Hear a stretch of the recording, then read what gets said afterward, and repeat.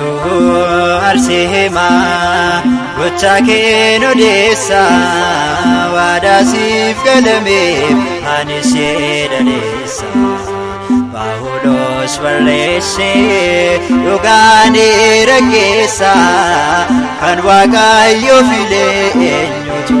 addeessa gamtu arsima gocha keen odeessa waada siif galame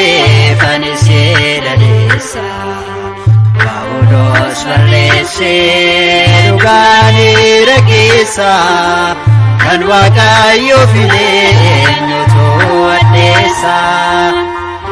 gamtu arsima gocha keen odeessa waada siif galame anis jedhaleessa Paulos barreesse dhugaani raggeessa kan Waaqayyo file eenyutu addeessa gamtu arsima gocha keen odeessa waada siif galame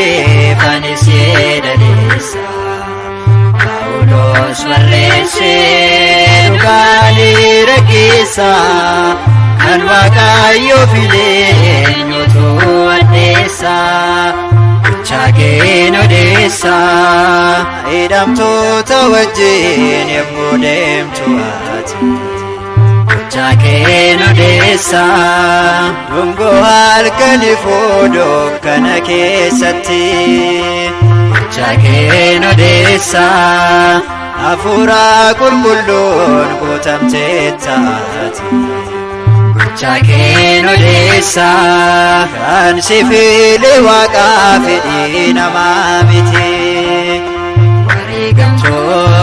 arsima gocha keen odeessa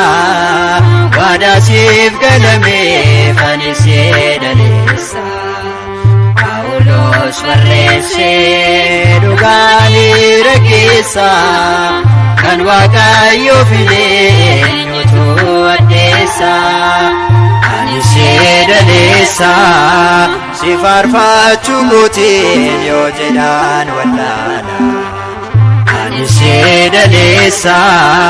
oonanaaf jalqabee saafee caala anis jedhaleessa kan argeetu beeka ajaa'iba kan anis jedhaleessa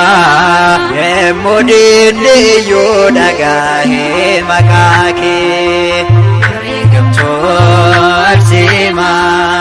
gocha keen odeessa waada siif galame anis jedhaleessa Paulos barreesse dhugaani raggeessa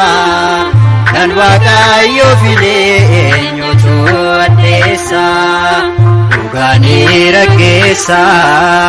naaf kadhuu nanniseen har'as yeroon dhooma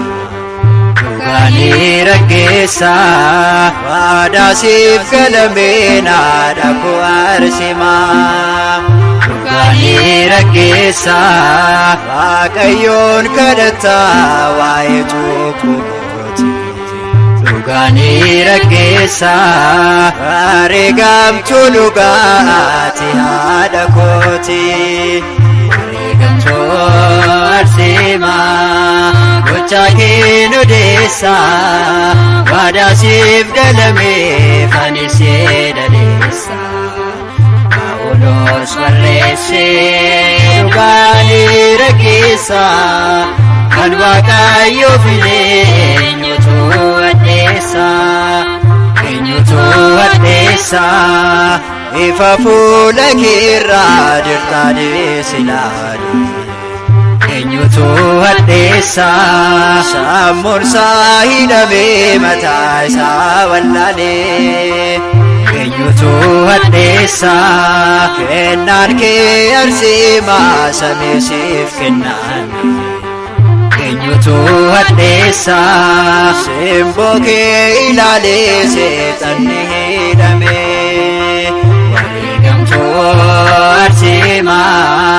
gocha kee nu addeessa waadaasiif galame fanisee dhaleessa Phaawulos barreesse dhugaanii raggeessa kan Waaqayyo filee eenyutu addeessa wareegamtoo arseemaa gocha kee odeessa waadaasiif galame fanisee dhaleessa Phaawulos barreesse dhugaanii raggeessa kan Waaqayyo filee eenyutu addeessa